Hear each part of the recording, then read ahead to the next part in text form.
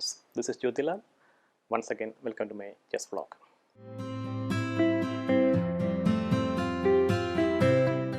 So I am once again examining the pawn chains, this time from the black side.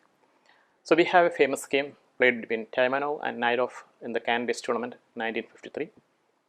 The game started with Taimanov playing white side, pushing the pawn d4, knight f6, c4, g6, knight c3, bishop g7, e4, d6, nf3, a king's in the defense, castling, bishop e2, e5, castle, knight c6, d5, knight e7, knight e1,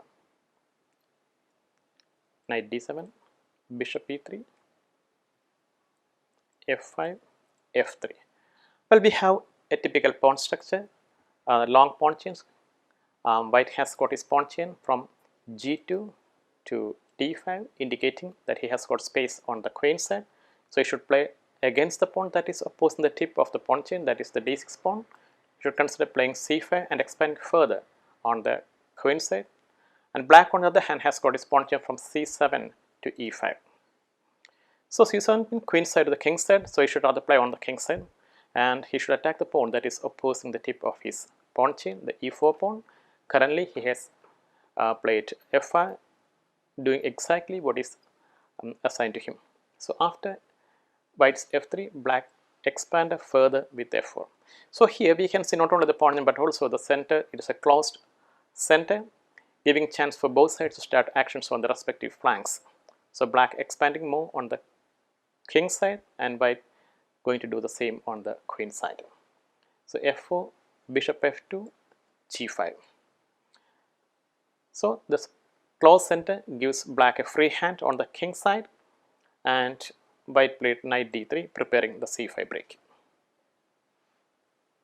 So after nd3, knight f6, threatening to play g4, and white response was the typical move c5. So we can once again see white playing totally in principle with the theory. He is playing against the pawn that is opposing the tip of his pawn chain, and is expanding more on the queen side, and black playing on the king side with ng6. Rook c1, the typical king's Indian move, trying to penetrate to the c7 square with the rook, being prevented with a rook f7. Well, the rook f7 is a multi-purpose move. As people know, this can be used to start actions or support actions from the king side, with the rook going to g7, bishop coming to f8. Well, we'll see that later.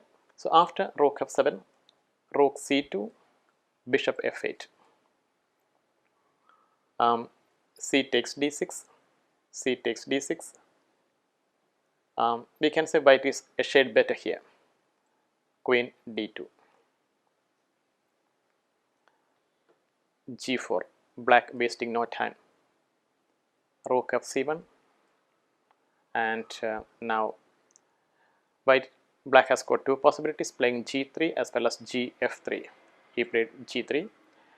Definitely slightly better move would have been g into f3. So after g3, h into g3, f into g3, white is having a more comfortable position here, but lots of complications here. It is not easy to wade through all these complicated lines. And white played bishop into g3, knight h5. At the cost of one pawn, black gets some kind of play. We can say a bit of initiative on the king side, and bishop h2, bishop e7.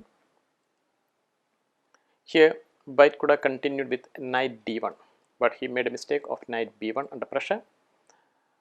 Bishop d7, the position almost equalized here. Queen e1. Now we can see black penetrating through the dark colored squares. Bishop g5, knight d2, bishop e3, check, king h1. Black continued with his dark color invasion with queen g5, bishop f1, rook k f8. Black expanding rapidly on the king side, and white played rook d1 with the threat of knight c4, which was swiftly prevented with b5. a4. Here the correct move is knight h4, increasing the pressure enormously on the king side, but he failed to play that. He played a6. Then ensued a into b5, a into b5, rook c7. It is still not clear as to how this rook is going to muster support from the rest of his forces. Black can now play either knight h4 or rook g7. Knight b3, and now knight h4. Black is almost winning.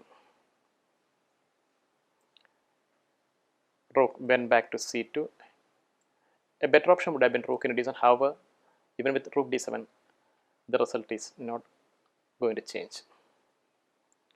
Now bishop h3, even rook f3, both are winning.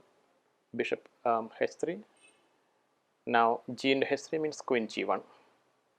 So queen e2, knight into g2, bishop takes g2, bishop takes g2, queen takes g2, and queen h4. That is knight g3 winning instantly. And after queen g7, king g7, black wrapped up the game. So now we have seen the expansion on the king side with the pawn chains in place. A very well played game by Naidov in his famous match against Taimanov. So with this, I wind up the discussions on the pawn chains. So please remain tuned for the next video. Till then, once again, bye.